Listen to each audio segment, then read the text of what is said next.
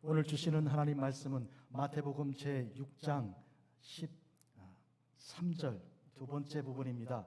나라와 권세와 영광이 아버지께 영원히 있사옵나이다. 아멘.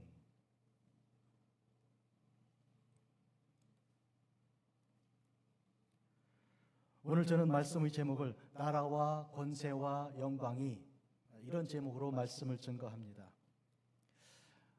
우리가 주기도문을 기도하면서 함께 할 때 바로 이 부분에서 우리가 굉장히 중요한 대목을 만나는 것입니다. 왜냐 그러면 바로 앞에 6단락에 걸쳐 이제 강해를 한 것처럼 오늘 7번째 단락에서 결론이 나는 것이기 때문입니다. 오늘 이 말씀은 주기도문의 마지막 점을 찍는 그런 핵심이고 결론입니다. 그런데 오늘 읽은 우리 성경에 나라와 권세와 영광이 했는데 앞에 대개라는 것이 있었는데 이 성경에 지금 없습니다. 그래서 이 대개 습관이 되어 있는 분들은 대개 하고 나오는데 이 성경을 가지고 직접 읽는 분들은 그 부분을 빼니까 엇박자가 나는 거예요. 박자가 안 맞는 거예요. 그래서 이 고민이 많이 되지 않습니까? 대개를 해야 되는가 안 해야 되는가. 오늘 성경에 없으니까 이제 하지 말아야 되겠다는 생각도 들고, 또 우리 찬송가 이 합본을 딱 펼치면 첫 번째 왼쪽 페이지에 나오는 주기도문에 보면 바로 대개가 없이 나라와 권세와 영광이 이렇게 되어 있어서 그렇다면 대개는 안 하는 게 좋겠다. 이제 그렇게 마음을 먹다가도 오늘 우리 부르는 찬송가 635장 있잖아요. 이 찬송을 부르면서 대개 주의 나라 이렇게 나오니까 이 대개는 여기 살아있는 거예요. 그래서 찬송가가 맞나 성경이 맞나, 이 대개가 어디 어떻게 돼야 되는가 궁금하지 않습니까? 이것부터 정리해 드리겠습니다. 성경은 원래 원문이 있습니다. 원문이란 본래 성경이죠. 그거에서부터 한국말과 영어와 독일어와 중국어로 번역이 된 거니까, 그러면 원래 원문 성경에는 이 부분이 있는가 없는가, 이 정리를 해드릴게요. 바로 이 성경이 헬라어 이 원문 성경이에요. 그러니까 여기에 있으면 있는 거고 없으면 없는 거죠. 정리해드립니다. 이제부터 우리 근문교회 성도 여러분들은 아예 통일돼서 대개를 하든지 안 하든지 이렇게 결정하면 좋겠어요. 괜찮으시죠? 네.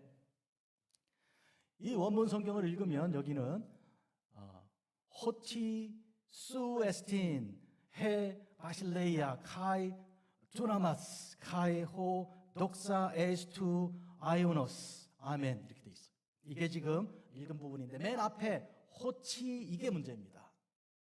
이 호치가 우리말로 번역하면 왜냐하면 이렇게 되는 거예요. 그리고 그렇기 때문에 라고도 번역할 수 있어요. 그러니까 앞에 6단락으로 나누어 계속 강해했던 그 모든 부분, 우리를 시험에 들게 하지 마시고 다만 악에서 구하여 주십시오까지 왔던 그 부분을 총정리해서 그렇기 때문에, 왜냐하면 이 모든 것을 정리하는 마지막 단계에 들어가는 이 부분이 있으면 좋겠습니까? 없으면 좋겠습니까?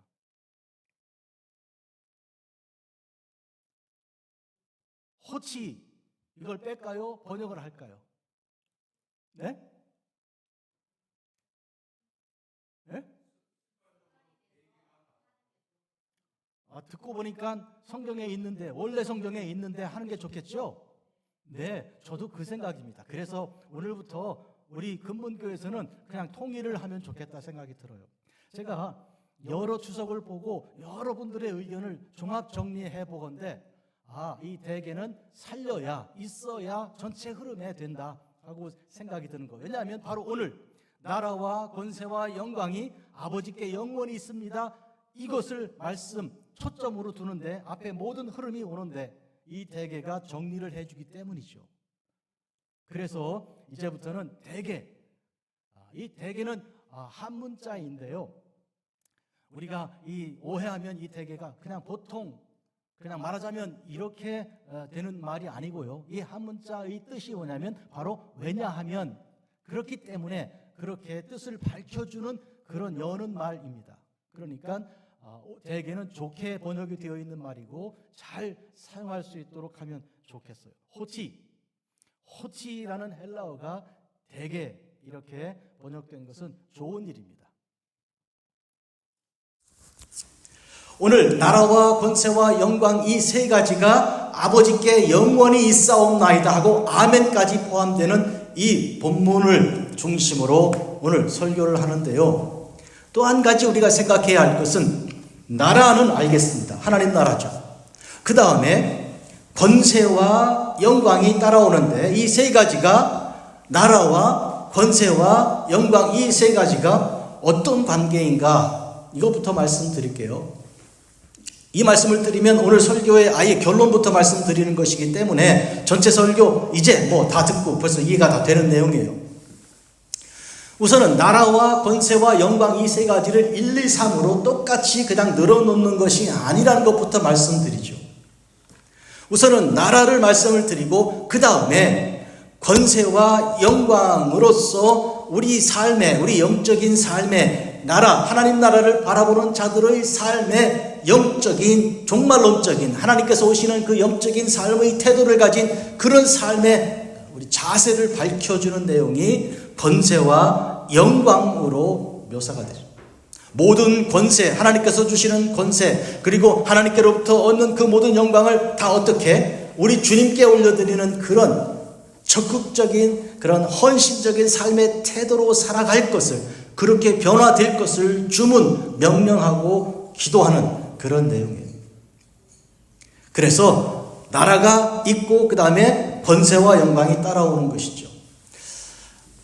이제 제가 설교 후반부 결론 부분에서 말씀드릴 내용 먼저 소개하죠. 예수님께서 이 6장의 한 부분에서 먼저 이렇게 기도하라고 하셨습니다. 너희는 먼저 그의 나라와 그의 의를 구하라. 그리하면 이 모든 것을 너희에게 더하시리라 하셨습니다. 그럼 두 가지를 구하라고 하신 것처럼 보이죠. 그의 나라 구하고 그 다음에 그의 의를 구하라는 것처럼 보이는 거예요. 마찬가지로 그의 나라를 구하라는 데 초점이 있는 거고요. 그의 의는 그 나라 즉 하나님 나라를 영적으로 살아가며 그 나라를 사모하는 종말론적으로 한마디로 말하면 마지막 날 주님이 오실 그것을 사모하는 성도의 삶 속에서 우리가 어떻게 하나님께 헌신하여 살아갈 것을 말하는 그 우리의 삶의 내용이 결단의 내용이 그분의 의라는 것으로 묘사가 되는 거예요. 그러니까 예수님의 말씀하시는 방법은 처음에 놓는 그 단어에 핵심이 있고 나머지로 그것을 이렇게 말하자면 붙여서 이해할 수 있게 그렇게 하시는 방식이에요. 참고로 사도 바울은 반대 방법을 씁니다. 사도 바울은 하나, 둘, 세 개를 늘어놓았으면 초점은 이 세 번째에 있어요. 믿음과 소망과 사랑이 있다고 말하고 그 중에 제일은 사랑이라고 이렇게 마지막에다가 초점을 두는 그런 바울의 그 언어 특징이 있습니다. 성령의 9가지 열매, 사랑으로 시작해서 절제까지 가는데 사실은 9가지 열매 중에 절제에 초점을 맞추고 있는 거예요. 성령을 받은 사람은 자기 마음대로 하지 않고 하나님의 영에 감동받아 절제된 삶을 산다. 이것이 초점이에요. 우리가 맛있는 거 먹을 때 맛있는 것부터 먹는 분들이 계시고 맛있는 거를 맨 나중에 드시는 분이 계셔요. 우리 아버님은 항상 고기를 맨 나중에 드세요. 그래서 아버님 쪽에 고기가 많이 들어간 것처럼 보이는데 이게 원래 아껴서 그렇게 드시는 거예요. 자, 그런 의미에서 우리 예수님은 먼저 귀한 말씀을 딱 주시고 그 다음에 실천사항을 주시는 내용이에요. 나라, 이게 초점이에요. 오늘 말씀의 초점은 그런 의미에서 하나님 나라, 하나님께 영원히 있다는 아멘으로 뒷받침되는 이 말씀으로 저는 증거하려고 합니다. 그러면 권세와 영광이 우리의 삶에서 어떻게 나타나야 될 것인가? 그 말씀을 전합니다. 설교 다 끝났습니다. 사실은.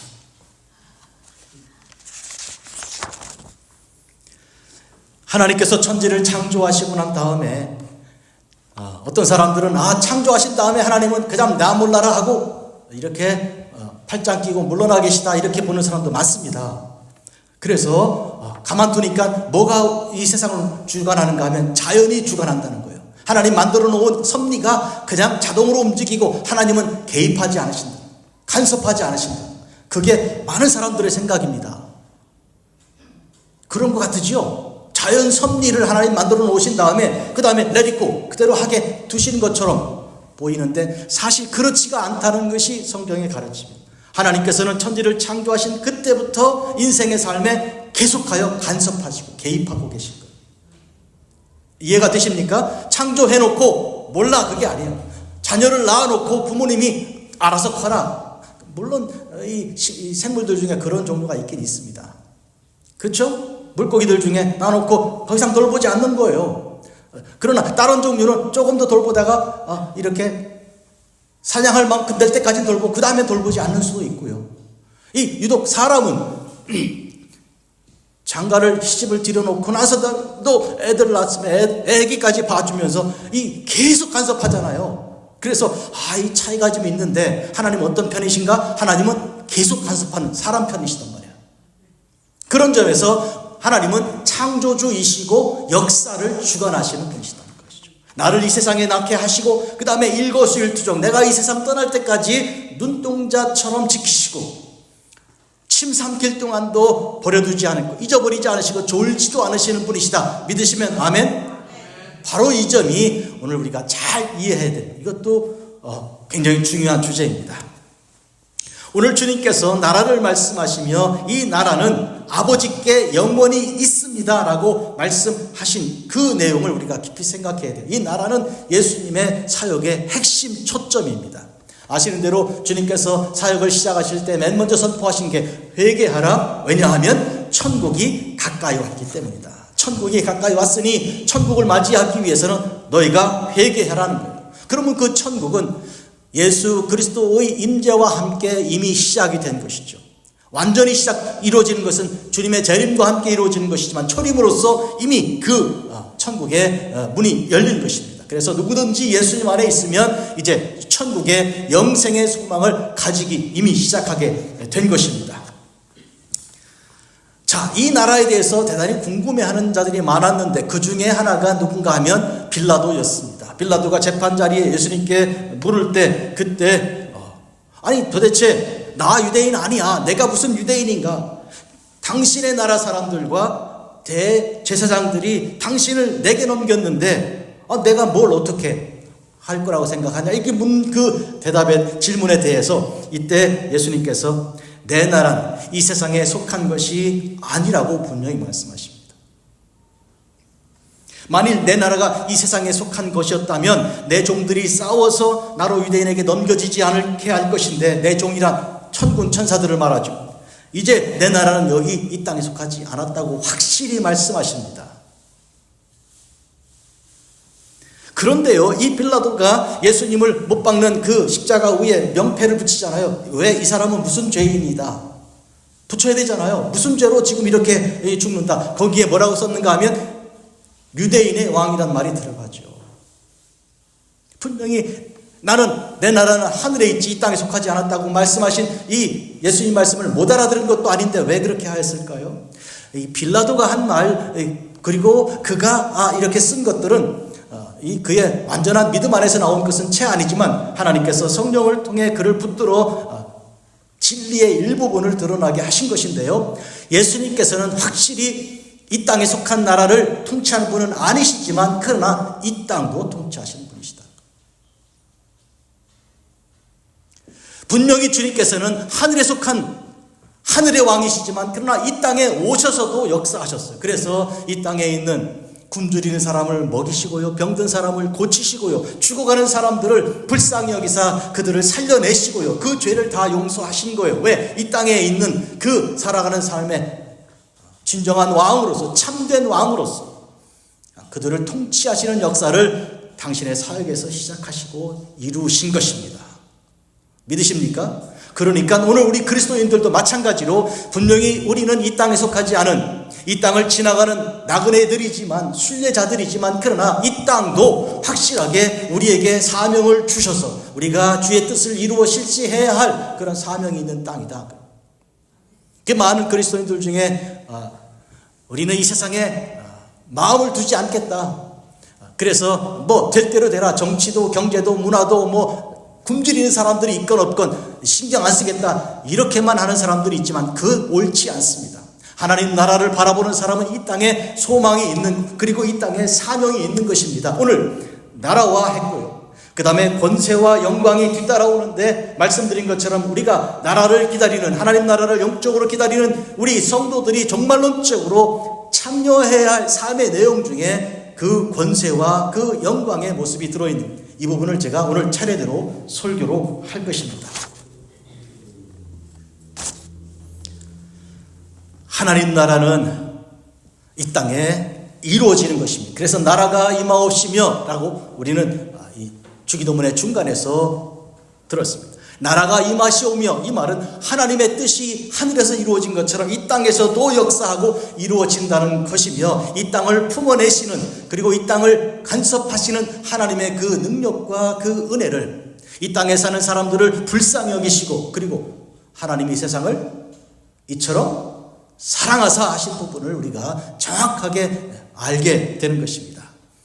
그 나라가 이 땅에 임하는 것인데, 이 땅에 살아가는 사람들은 그것을 알고 하나님의 뜻을 알고 순종하고 하나님의 뜻을 우리가 듣고 믿고 따라가야 하는 것입니다.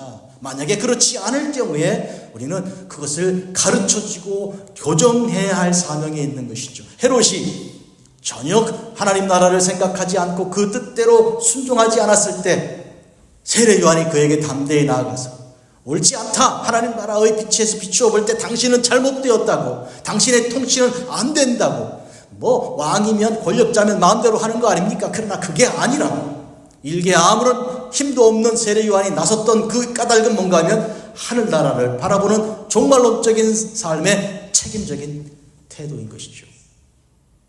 이해가 되십니까? 그러니까 뭐 좋은 게 좋은 거라든지, 아니면 그 사람 돈 있어, 그 사람 권력 있는 거야 하고 그들의 편에 붙어 살기로 하면 하나님 나라를 생각하지 않는 사람들이죠. 천국을 모르는 사람들이 그렇게 하는 거죠. 그러나 천국이 있는 줄 아는 사람은 우리가 죽어도 이 권력은 지나가도 하나님의 뜻이 영원히 이루어질 것을 알기 때문에 죽음을 무릅쓰고 담대히 나가서 그들의 삶을 교정하도록 우리 책임을 다하는 거죠. 그게 우리의 삶의 소금이고 빛의 사명입니다. 너희는 세상의 소금이니 만일 소금이 그 맛을 잃어버리면 주의 음성을 이제 들어보시기 바랍니다. 어떻게 되겠습니까? 사람들은 발로 밟아버리는 것이죠. 쓸데가 없으니까 소금이 소금 노릇을 못하는데요. 또 너희는 세상의 빛이라고 했습니다. 산 위에 있는 동네라면 그걸 누가 숨기겠는가? 드러난다는 것이죠. 그리고 하나님께서는 드러나게 해주신다는 것이고요. 사람이 등불을 켜서 말 아래 탁 덮어서 깜깜하게 해두지 않고 등경 위에 두어서 비치게 하는 것처럼 하나님께서 우리를 빛나게 그렇게 사용하신다는 것이니, 이 일은 무슨 뜻인가요? 결국은 이와 같이 너희 빛이 사람에게 비치게 하여 너희 착한 행실을 그들이 보고, 그러니까 우리가 살아가는 삶의 그 적극적인 천국을, 하나님 나라를 생각하고 살아가면서 우리 삶에 나타나고 있는 그 삶의 내용들을 가지고 하나님께 적극적인 삶의 태도를 가지면 사람들이 보고 하나님께 영광을 돌려드리게 되는 거예요. 자, 권세가 있어요. 그리고 영광이 뒤따라오잖아요. 우리에게 권세를 주신 거예요. 하늘의 권세를 주신 것입니다.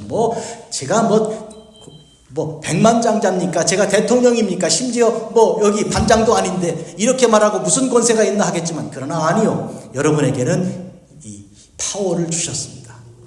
그 파워를 가지고 하나님께 영광을 올려드리는 삶을 여러분이 살아가야 되는 거예요. 그렇다 그러면 우리의 삶이 완전 달라지는 거죠. 이전에는 조그만 파워가 있으면 그걸 가지고 나를 위해서 내 마음대로 살던 그런 인생이었는데, 이제는 그게 아니고 하나님께 영광을 올려드리는 삶으로 완전히 바뀌는 그런 것입니다.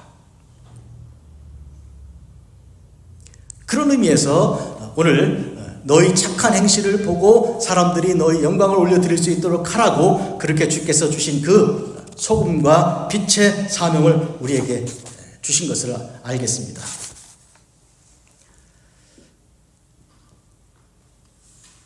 하나님 나라에서 우리가 살아가는 그런 영적인 삶의 모습은 하나님 나라에서는요, 눈물도 없고요, 그리고 질병도 없고요, 아픈 것도 슬픈 것도 죽음도 없습니다. 그것을 이 땅에서 우리가 이 땅에서 이루어지는 대로 그 경험하고 살아가는 것이죠. 그러니까 하나님 나라는 그런 나라라는 것을 우리가 알고 있는 사람들이, 믿는 사람들이 이 땅에서 이 전쟁을 멈추게 하고, 그리고 질병을 이제 낫게 하고, 그리고 이제 서로 미워하는 것을 사랑으로 바꾸는 그 모든 일에 헌신적으로 쓰임받는 일이죠. 그렇게 함으로 우리가 하는 그 삶을 통해 누가 영광을 받으십니까? 아버지 하나님께서 훌륭하신 놀라우신 하나님이시다라고 모든 사람들이 찬양할 수 있게 우리가 그렇게 쓰임받아야 되는 것이죠. 우리에게 주신 모든 힘을, 권력을. 여러분이 호주머니에 50불이 있어도 그게 힘인데요. 여러분이 일어나 걷기만 해도 그건 힘인데요. 그리고 좀 뭘 알기만 해도 컴퓨터 이렇게 조작할 줄만 아는 그것도 파워인데요. 그 모든 것을 가지고 하나님께 영광 올려드리는 삶으로 사는 것이, 왜냐하면 다 하나님 것이니까. 내게 힘 주신 분도 하나님, 그건 하나님 것이니까. 그리고 영광을 내가 받을 것이 아니라 우리 주님께서 받으셔야 하는 거니까 그거 하나님께 올려드리는, 영원히 올려드리는 것이 우리 성도들의 삶인 것입니다. 그런데요, 많은 사람들이 힘을 가지고, 그 힘 가지고 주께서 주신 건데, 아니 뭐 대통령, 요새 미국 대통령 뽑는 얘기 나오고, 이 한국도 국회의원 선거 거쳐서 이제 차기 뭐 이런 얘기 나오는데, 그런 기회들을 누가 어떻게 주었습니까? 이번에 미국의 대통령 후보로 나온 둘 중에 한 분은 한 번도 미국에서 된 적이 없는 여자분이고요, 그리고 흑인이면서 아시아 계통이니까 이 굉장히 경우가 없는 그런 경우예요. 이것을 여러분 누가 기회를 주었다고 생각합니까? 백성들이 주었습니까? 본인이 쟁취한 것입니까? 분명히 하나님께서 그런 기회를 주십니다. 이걸 우리가 알아야 되고, 본인은 아마 알고 있겠죠. 그러니까 또 그렇게 알고 살아가야 하는 것입니다. 여러분, 이 세상에서 살아가는 동안에 얼마나 많은 사람들이 가난하게 사는지를 우리가 간단히 유튜브에서 파버티, 궁핍이라고만 이렇게 검색해 보면 쏟아져 나오는 그 다큐멘터리들 보면, 세상은 전체 인구의 80% 이상이 저렇게 아주 오늘은 뭘 먹어야 되지? 뭘 입고 나가야 되는 거야? 이런 걱정을 하는 거예요. 이 미국이 세계에서 제일 부자 나라인데, 그런데 미국의 전체 아이들의 10명 중에 1명이 영양실조라는 것 상상하십니까? 도대체 이게 어떻게 된 것입니까?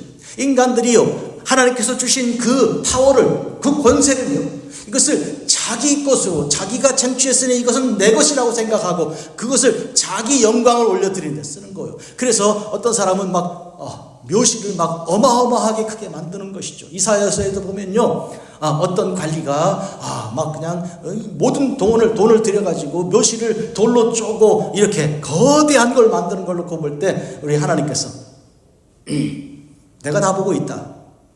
너에게 준 그 모든 권력을 그렇게 사용해? 이렇게 심판하는 메시지를 이사야 선지자에게 준 것을 알 수 있습니다. 오늘 가만 보면 그런 의미에서 사람들이 가지고 있는 그 모든 힘들을, 이것을 자기가 얻은 것처럼, 그리고 자기를 위해 사용할 것처럼 그렇게 생각하는데, 다니엘서라는 책에서 아주 극명하게 보여줍니다. 느부갓네살 왕은 왕들 중에서 탁월한 왕입니다. 어떻게 보면 그렇게 할 수 있는가? 바벨론이란 나라는요, 그의 꿈속에 나타난 그 신상의 머리가 금덩어리 아닙니까? 그 금이 바로 바벨론 나라를 표상할 만큼 그렇게 놀라운 나라입니다. 지금도 고대 7대 불가사의, 그러니까 피라밋이나 저쪽 그 중국에 있는 만리장성에 비교할 수 있는 어마어마한 공중정원이라는 게 있어요. 정원이 하늘에 이렇게 딱 떠 있다고 우리가 표현할 수 있는 것처럼 보이지만, 사실은 계단식으로 축축축축 내려오는데, 이게 도대체 어떤 숲이, 정글이 이 땅에 내려온 것 같은 그런 아주 궁중에 들어와 있는 것 같은 그런 모습인데요. 그런 것도 만들어낼 수 있는 나라가 바빌론이었어요. 그런데 다니엘, 그는 누구였습니까? 포로죠. 포로니까 그 느부갓네살 왕에 비하면 다니엘은 아무것도 아니죠. 그런데 이 다니엘을 통해 왕에게 경고한 메시지가 무엇입니까? 이는 순찰자들의 명령대로, 거룩한 자들의 말대로니 지극히 높으신 이가 사람의 나라를 다스리시며 자기 뜻대로 그것을 누구에게든지 주시며 또 지극히 천한 자를 그 위에 세우시는 줄을 사람들이 알게 하려 함이라고 말합니다. 자, 이 말은 다니엘, 포로된 그 종의 입을 통해 제일 높은 자 느부갓네살의 가슴에 심장에 댄 하나님의 명령 말씀인 것이죠. 그러니까 다니엘은 하나님 나라를 사모하고 사모하는 사람으로서 이 세상 나라에 겁먹지 않고 이 세상 나라에 주눅들지 않고 그랬더라면 왕 앞에 어찌 감히 그러겠어요.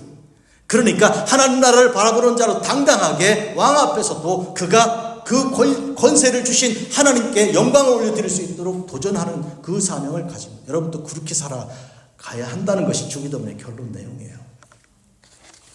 그리하여서 드디어 이 느부갓네살 왕이 그 높은 자리에 쫓겨나서 7년 동안이나 머리가 독수리털처럼 됐다 그러잖아요. 여러분 머리 한 이틀 한 일주일까지는 안 감으시면 머리가 독수리털처럼 되잖아요. 그런데 그렇게 돼가지고 7년을 살다가 정신 차려갖고 돌아오게 된 그 과정을 통해 하나님은 느부갓네살 왕도 홈리스처럼 만드실 수 있고 홈리스 되었던 느부갓네살 왕도 회복을 시킬 수 있는 분이라는 것을 증명하는 것이 다니엘서에 있는 책의 내용이에요. 디오클레티아누스라는 244년에서 311년 사이에 살았던 이 사람 로마 황제인데 원래 노예 출신입니다. 그러니까 어떻게 노예가 이렇게 황제가 될 수 있습니까? 로마가 그렇다면 이거는 전 세계적으로도 역사적으로 어디든지 그렇게 될 수 있는 것이죠. 그뿐 아니라 디오클레티아누스라는 사람도 하층민 출신입니다. 아주 천민 출신인데 그가 황제가 되었습니다. 천민이 되었습니다. 황제가 되었습니다. 중남미 IT 아시죠? IT에 있던 장자크 데살린이라는 사람이 있는데요. 서아프리카에서 끌려온 흑인 노예의 부모 밑에서 자랐습니다. 자기 자신도 30살 될 때까지 농장에서 그냥 하라는 일만 하던 그런 사람이었죠. 그런데 그가 1804년에 IT에 말하자면 대장이나 왕이나 이렇게 된 것이죠. 이게 하나님께서 하시는 일들은 어디나 다 있을 수 있는 것이죠.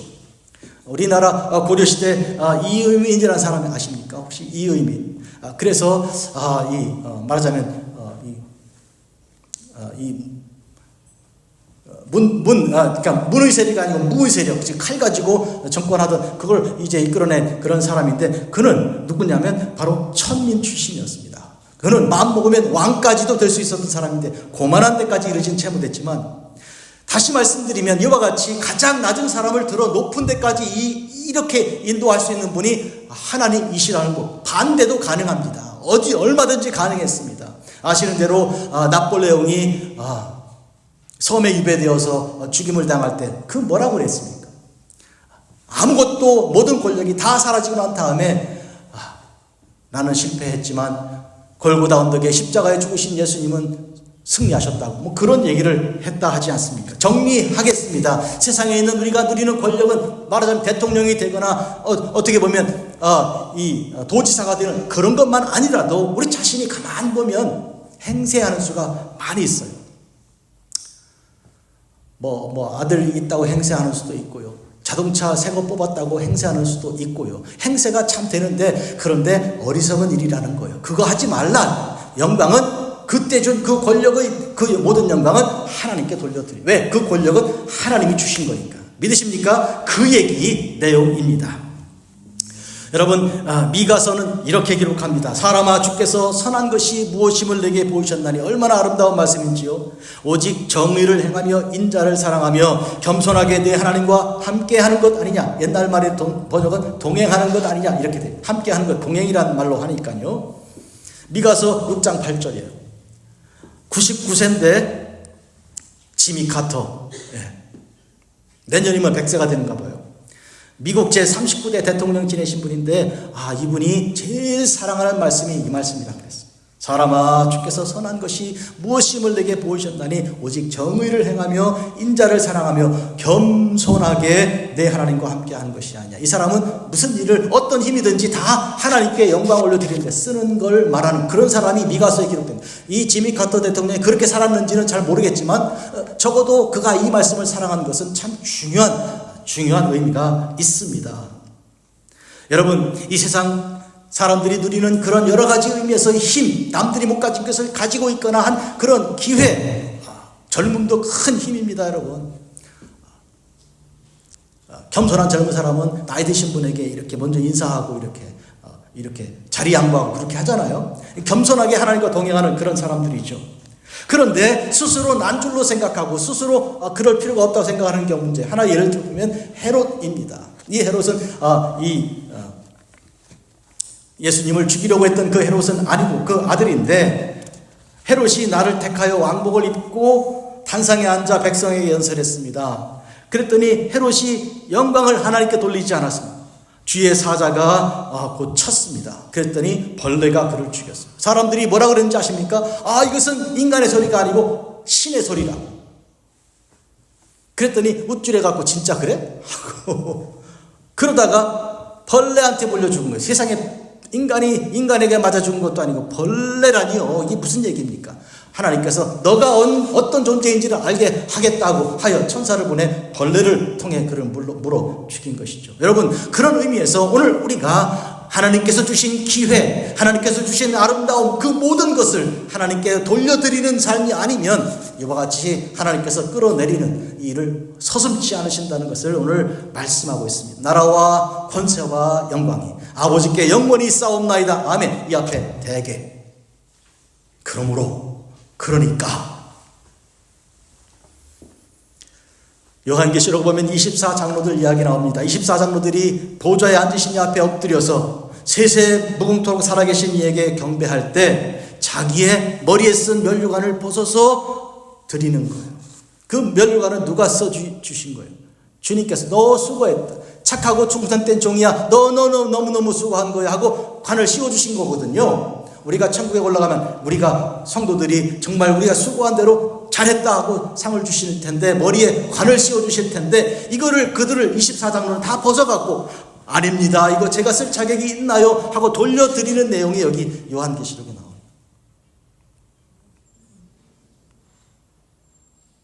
상 받았다고 말이죠. 나 상 받았다 자랑, 그게 아니고 돌려드리는 거예요. 돌려드리는 거예요. 요한계시록 4장 10절 11절입니다. 베드로는 교만한 사람이었잖아요. 그렇죠? 제일 잘났다고 자랑하던 사람이었어요. 누가 나보다 더 이렇게 주님을, 나는 다 떠나도요, 다 버려도 나는 절대 주님 죽기까지 이런 따르겠다는 사람이었잖아요. 근데 그가 나중에 정신 차려 영적으로 성숙한 다음에 쓴 베드로 전서 5장 5, 6절.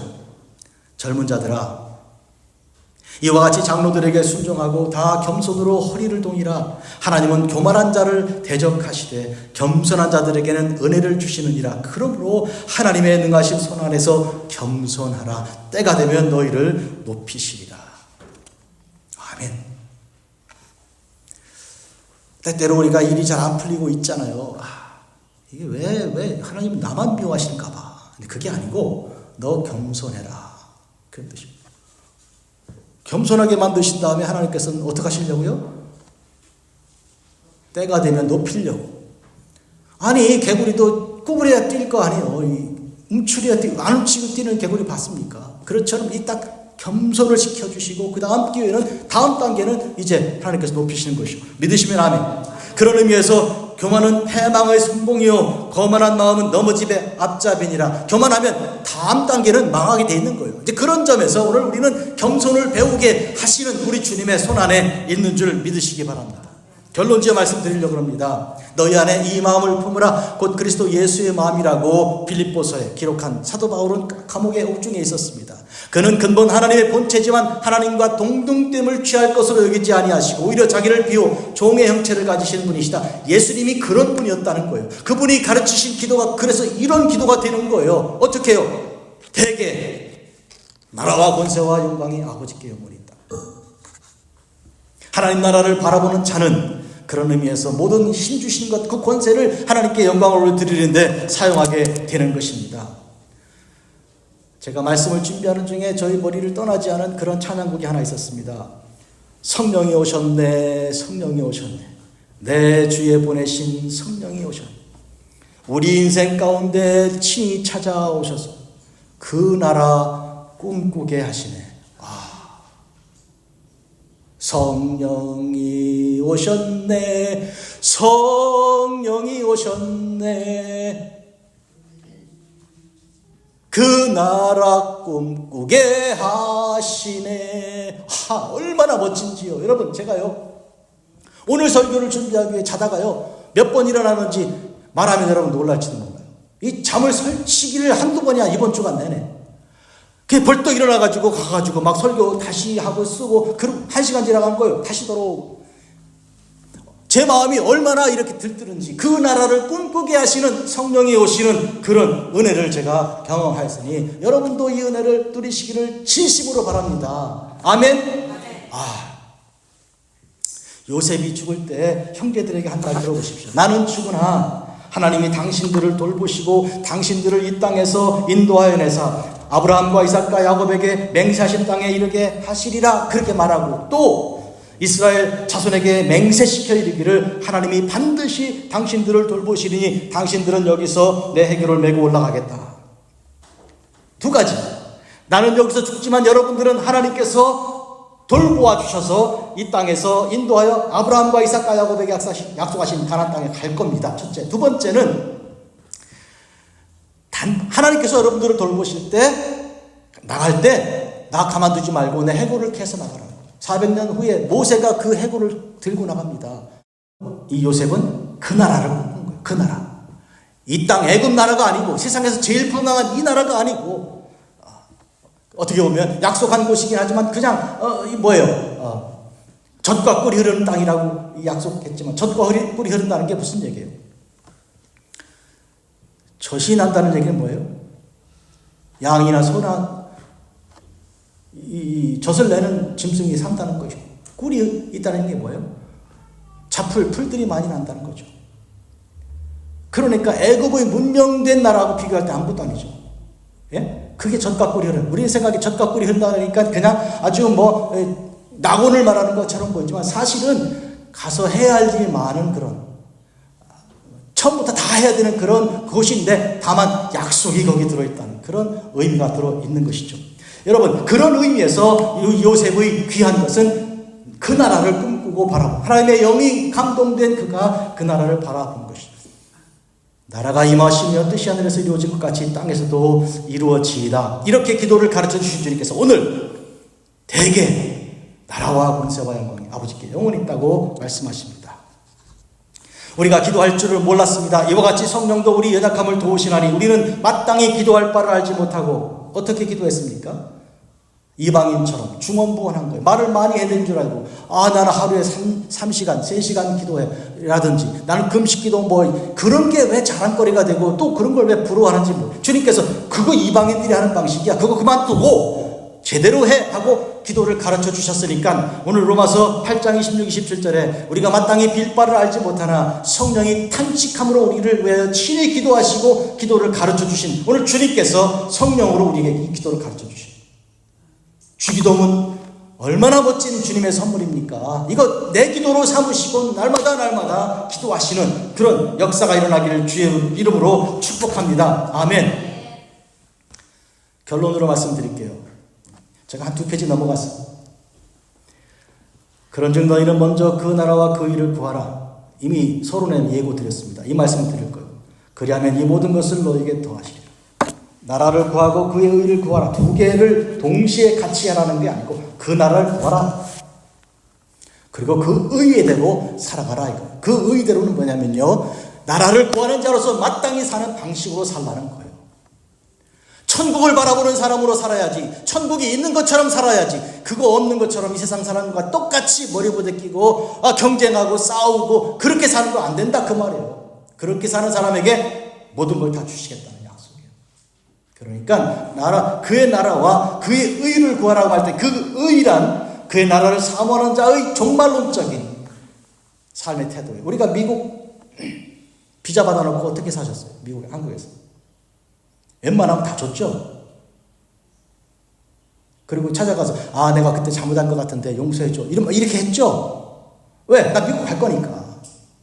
그러니까 마음이 너그러워지고 말이죠. 그리고 좀 삶이 완전 달라진 거 아닙니까? 미국 올 때 그렇게 하셨잖아요. 그것처럼 우리의 삶에 천국을 바라보는 자의 삶의 태도는 하나님의 그 의를 이루는 삶이 되는 것이죠. 그거는 우리의 삶에 소금이 되고 빛이 되는 그런 적극적인 태도의 삶인 것이죠. 어떻게 그렇게 해? 라고 사람들이 물어요. 당신은 도대체 어떻게 해서 그렇게 너그러울 수 있고 그거 화 안 나? 나 같으면 잠도 못 자는데 그거 괜찮아? 이렇게 물을 때 우리 속에 내게 소망이 있기 때문에 그렇지. 그래서 베드로 3장 16절을 이렇게 기록합니다. 너희 안에 있는 소망에 대해서 묻는 자들이 있으면 그들에게 대답할 것을 준비하되 온유와 두려움으로 해라. 온유한 마음으로 가지고 하나님 앞에 있는 것을 알고 두려운 마음으로 이제 뻐기는 마음 갖고 그렇게 말하지 말고, 그러니까 내게 소망이 어떻게 있는지, 그 소망이 나를 어떻게 바꿨는지를 말할 수 있어야 됩니다. 결론적으로 말씀드리죠. 대개 나라와 권세와 영광의 아버지께 영원히 있습니다. 대개. 왜냐하면 앞에 있는 6대목의 모든 말씀들이 왜냐하면 하나님 나라를 살아가는 영적인 삶의 그 주신 모든 힘, 권세와 영광을 하나님께 올려드리는 그 삶으로 살아가는 것이기 때문에 앞에 모든 기도가 다 가능해지고 이루어지는 것입니다. 기도드리겠습니다. 자비롭고 거룩하신 아버지 하나님, 우리를 사랑하사 복 주신 주를 찬양하고 또 찬양하고 영원히 찬양을 드려옵나이다. 어찌 우리 같은 죄인들에게 구할 바를 알지 못하고 빌 바를 알지 못하며 물질만 구하고 남들 잘못되는 것만 기대하던 우리 인생에 이런 주기도문을 가르쳐 주셨으니 성령의 탄식함으로 우리에게 주신 이 기도인 줄 믿고 예수님께서 너희는 이렇게 기도하라 하신 그 말씀대로 아버지여 저희들의 기도가 달라지게 하여 주시고 달라진 기도로 우리 인생이 달라지게 하여 주옵소서. 예수님 이름으로 기도합니다.